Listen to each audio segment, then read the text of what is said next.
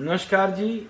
सर्वप्रथम सबको गुरु पूरब की बहुत बहुत बधाई और उसके साथ साथ देश के अन्नदाता को बहुत बहुत बधाई कि जो संघर्ष हमारे देश के अन्नदाता ने किया, जिसके अंदर गिलहरी का सहयोग हमारा भी रहा, उनकी जीत हुई।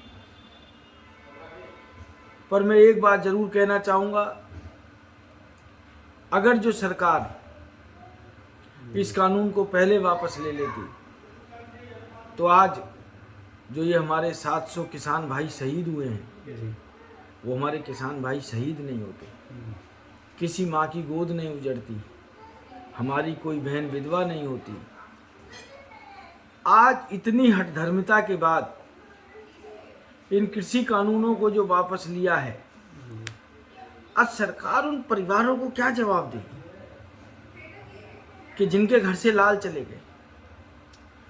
आज सरकार उन व्यापारियों को क्या जवाब देगी जो एक साल से अपनी दुकान नहीं खोल पा रहे थे? आज हम पूरा एनसीआर प्रदूषण के मारे मर रहा है। एक तरफ सरकार कह रही है कम से कम वाहनों को निकालो, कम से कम डीजल पेट्रोल चलाओ, पूलिंग करके जाओ।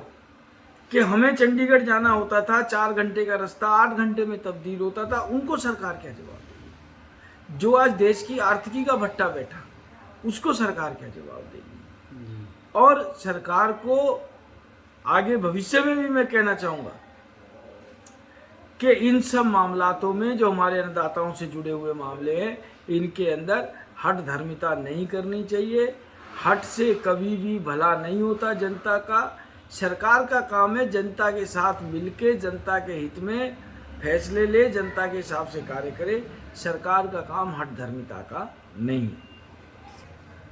सम्मेलन जश्न का माहौल है। मैंने तो पहले कहा कि जो हमारे अन्नदाता भाई ने सहयोग किया, उसके अंदर गिलहरी वाला सहयोग हमारा भी था, किसी भी रूप में था, भावना के रूप में था। हमारे सारे नेता वहाँ जाते थे, सेवा करके आते थे। हमारे साथी विधायक हैं, एक उनकी बिटिया तो मेरे ख्याल से आज तक, जब तक वहाँ लंगर प्रसाद चला है, डेली जाके उसने रोटियाँ बनाई। उसके बाद जो जिससे बन पड़ा उसने हर तरीके से सहयोग किया। सलाम है जज्बा है कि 1 साल से ज़्यादा ही हो गया था तकरीबन, क्योंकि मुझे पता है पिछली साल में 31 दिसंबर को सिंधु बॉर्डर पे था और भाई साहब 1 डिग्री टेम्परेचर था, 1 डिग्री टेम्परेचर। हम लोग गाड़ी में बैठे थे, हीटर चल रहा था, हमारे ऐसे हाथ सुन्न पड़े हुए थे। सोचो उस अन्नदाता की क्या स्थिति होगी कि जो खुले आकाश के नीचे पड़ा है। उन दुकानदारों की क्या स्थिति होगी जिनका 1 साल से एक दिन भी दुकान नहीं चली। उन मजदूरों की क्या स्थिति होगी। कुंडली राई में फैक्ट्री वाले फैक्ट्री बंद करके चले गए, या वो काम नहीं कर पा रहे, या जो मजदूर मजदूरी करने के लिए आ रहा है उसको 400 रुपये मजदूरी मिल रही है, 200 रुपया उसका आने जाने में लग रहा है। यही काम सरकार पहले कर देती। पहली बात तो सरकार को कानून बनाने से पहले इसकी सब पहलुओं पर जांच विचार करना चाहिए था।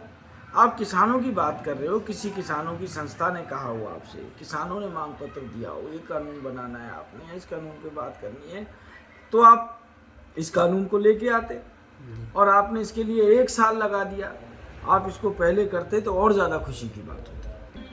देखिए, अभी मैंने जिस हिसाब से कृषि कानून ये लागू हुए थे, अभी वापस तो ये संसद के थ्रू ही होंगे, आपको भी पता है, हमें भी पता है।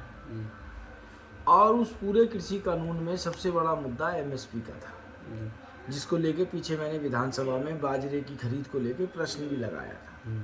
क्योंकि पिछली साल बाजरा सरकार ने 8 लाख मीट्रिक टन खरीदा, इस साल सरकार 1.25 लाख मीट्रिक टन खरीद रही है। मैं सिर्फ हरियाणा के परिप्रेक्ष्य में बात कर रही हूँ। आपने एकदम 100 की जगह 15% बाजरे की आप खरीद पे आ गए, उसमें भी आप भावांतर योजना पे आ गए। या जो धान है, धान जिस हिसाब से पिटा मंडियों में पड़ा हुआ है, उठान नहीं हो पा रहा है, या नुकसान हो गया, उस एमएसपी की तो अभी बात नहीं हुई है। अभी तो आज प्रधानमंत्री जी ने कहा है जब इसके पूरे लीगल कागज बन के तैयार होके आ जाएंगे सामने, तो उससे फिर मैं बैठ के चर्चा करूँगा, बात करूँगा। पर मैं एक बात बार बार कहना चाह रहा हूँ कि इस तरीके की हठ धर्मिता को सरकार को कभी भी अपनाना नहीं चाहिए। आज हम सच्चे मन से श्रद्धांजलि भी देना चाहेंगे अपने उन 700 किसान भाइयों को, अपने अन्नदाता को जो इस आंदोलन की भेंट चढ़ गए।